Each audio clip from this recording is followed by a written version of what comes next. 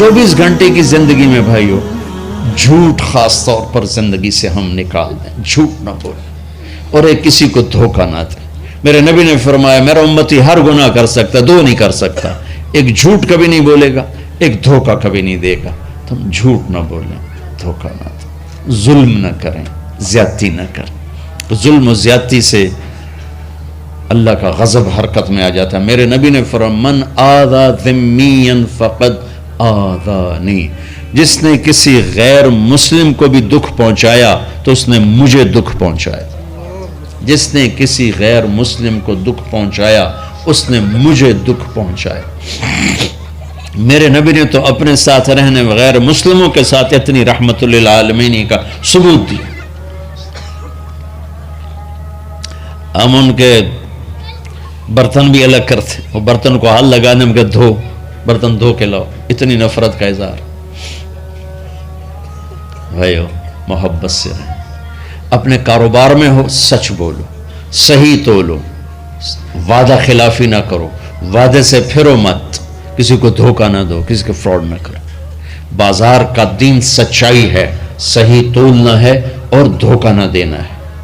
گھر کا دین ماں باپ زندہ ہیں، ان کے پیر دھو لو، ان کی دعائیں لے لو۔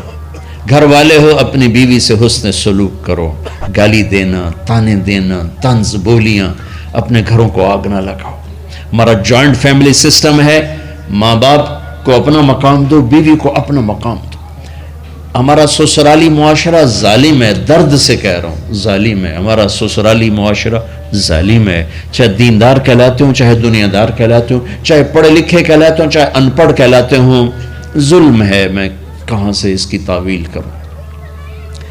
اگر ماں باپ کی طرف سے زیادتی ہے اپنی بیوی کو بچاؤ، اور کہیں بیویاں ایسی زوردار ہیں کہ وہ گھر کو آگ لگانے پر آئی ہوتی ہیں، اگر بیوی زیادتی کرے تو ماں باپ کو بچاؤ۔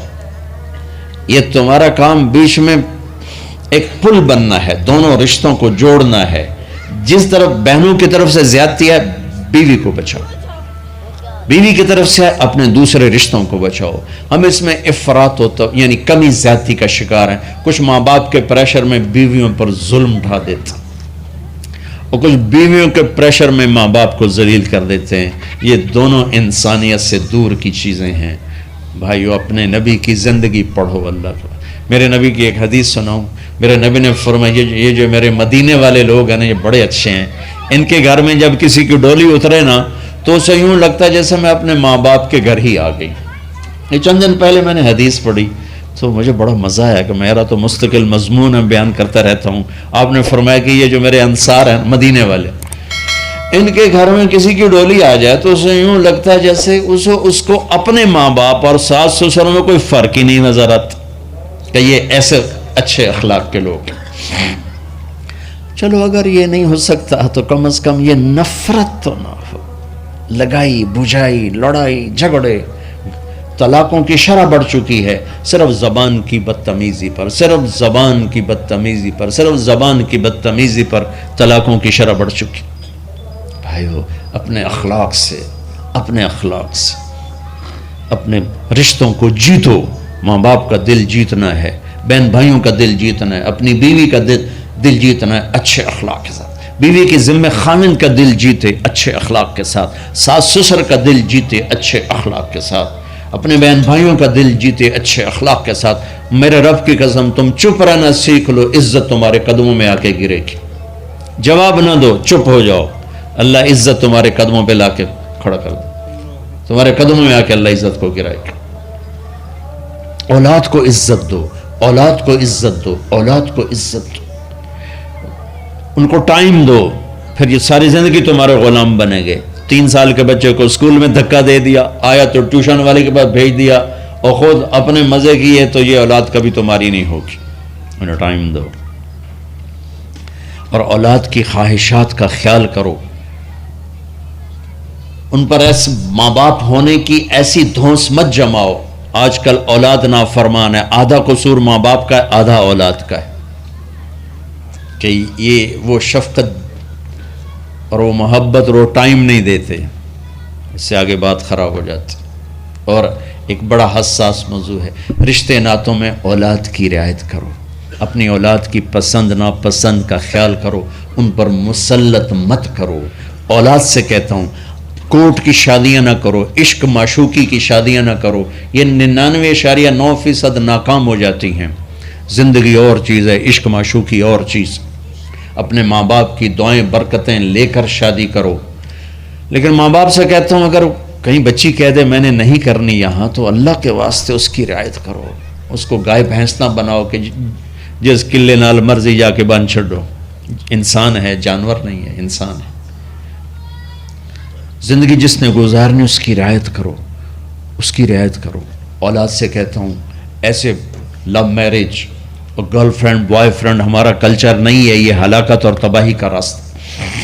میں قربان جاؤں میرے نبی کہ صاحبزادی جنت کی عورتوں کی سردار کا رشتہ آسمان پہ طے ہو چکا ہے کہ علی کے ساتھ کیا جائے گا۔ خبر آ چکی، جبریل آ چکے ہیں کہ یا رسول اللہ فاطمہ علی کے لیے ہے، اور حضرت علی رشتے کا پیغام لے کر آئے ہیں، اور آپ فرما رہے ہیں انشاءاللہ۔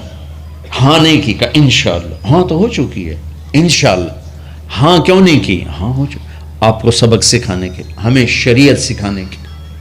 گھر تشریف لے گئے، فاطمہ بیٹی علی کا رشتہ آیا ہے، ہاں کر دو۔ اللہ اکبر۔ جب جبریل آ کے بتا چکے ہیں کہ یہ رشتہ ہو چکا ہے آسمانوں پر، اللہ نے کہہ دیا ہے کہ فاطمہ علی کا کے ہاتھ میں دی جائے گی، پھر یہ کیوں پوچھ رہے ہیں بیٹی علی کا رشتہ آیا ہے، ہاں کر دوں؟ ہمیں سکھانے کی کہ کتنی بچیاں سسک کے زندگی گزار دیتی ہیں، ماں پیو زبردستی کر دیتے، کتنے بچے سسک کے زندگی گزار دیتے ہیں کہ ماں باپ زبردستی کر دیتے۔ بھائیو اللہ کے واسطے شریعت پڑھو، دین پڑھو، نبی کی زندگی پڑھو۔ حضرت فاطمہ رضی اللہ تعالیٰ عنہ کا انکار کرنا تھا، کیا خیر آج کل کی شریف بچی بیچاری چپ کر کے کہتی ٹھیک ہے جی میں ماں پیو دی مرضی۔ تو فاطمہ جیسی ہستی کوئی تصور کر سکتا ہے؟ کہیں گی نہیں، وہاں سے اقرار ہی تھا، لیکن ہمیں پیغام دینا تھا، سکھانا تھا کہ یا رسول اللہ جیسے آپ بس علی جاؤ لوگوں کو بلاؤ، پھر لوگوں کو بلایا، پھر آپ نے نکاح پڑھایا، پھر رخصتی ہوئی، بلا کر آپ نے فاطمہ کا ہاتھ پکڑا اور یوں علی کے ہاتھ میں دے کر کہا علی تمہیں نبی کی بیٹی مبارک۔ اور پھر فرمایا فاطمہ مجھے جو سب سے زیادہ محبوب تھا میں نے تیرا ہاتھ اس کے ہاتھ میں دے دیا۔ بھائی اللہ کے واسطے اپنی قومی زندگی سے نکلو، رواجی زندگی سے نکلو، پنجاب کی زندگی، پٹھانوں کی زندگی، بلوچوں کی زندگی، سندھیوں کی زندگی، یہ بت ہیں، ان کو توڑ کے نبوت والی زندگی، نبوت والی زندگی، نبوت والی زندگی وہ اختیار کریں گے، ہماری عورتوں بھی سکھی، ہمارے مرد بھی سکھی، ہماری اولاد بھی سکھی۔ تو سارے بھائی نیت کرتے ہیں نا اس کی انشاءاللہ، اللہ تعالیٰ ان کی بخشش فرمائے۔ تو آپ بھائیوں ایک تو یہاں مرکز ہے اسماعیل، وہاں جایا کرو جمعرات کو، آپ کو فائدہ ہوگا۔ آپ کے پاس مسجد میں جماعت آ جائے ان کے ساتھ بیٹھا کرو، اس سے آپ کو انشاءاللہ فائدہ ہوگا۔ مہینے میں 3 دن جایا کرو، اس سے آپ کو انشاءاللہ راستہ ملے گا۔ اور دعا سے پہلے اگر کسی سے لڑے ہوئے ہو، مستورات میں کوئی کسی سے لڑی ہوئی ہے یا آپ کسی سے لڑے ہوئے ہو، تو کہ میں ہاتھ جوڑتا ہوں، مر جانے والی جگہ پہ کیا لڑائیاں، معاف کر دو، معاف کر دو، معاف کر دو، اللہ پہ چھوڑ دو۔ اپنے نبی کے ایک حدیث سنا کے دعا کرتے ہیں، آپ نے فرمایا مدینے والوں سے، مدینے والوں میرے بعد تمہیں تمہارا حق نہیں ملے گا، کیا کرو گے؟ کہا جی ہم تلوار اٹھائیں گے، حق لیں گے۔ آپ نے فرمایا اگر میں اس سے اچھی چیز بتاؤں کرو گے؟ کہا جی کیا؟ کہا حق کے لیے لڑائی نہ لڑنا، چھوڑ دینا اور حوض کوثر پہ آ جانا، سارے پورے کروا دوں۔ اب یہ وعدہ مدینے والوں کے ساتھ نہیں ہے، یہ وعدہ ہر اس امتی کے ساتھ ہے جو جھگڑے سے بچنے کے لیے حق چھوڑ دے۔ اپنا حق لو، کوشش کرو، لیکن اگر لڑائی کی شکل ہے واپس ہو جاؤ کہ یا رسول اللہ آپ کے حوالے۔ آپ نے مدینے والوں میں ہمیں بھی شامل کیا ہے، جس کا حق مارا جائے اور لڑے نہیں، چھوڑ دے، صبر کر جائے، میرے انتظار کر آنکھیں بند ہونے کا کہ میرا نبی تیرا وکیل ہوگا اور اللہ جج ہوگا، ان ویکھیا فیصلہ کہندہ ہوندا ہے۔ پھر تم اپنے حبیب کو اپنا وکیل بنا لو۔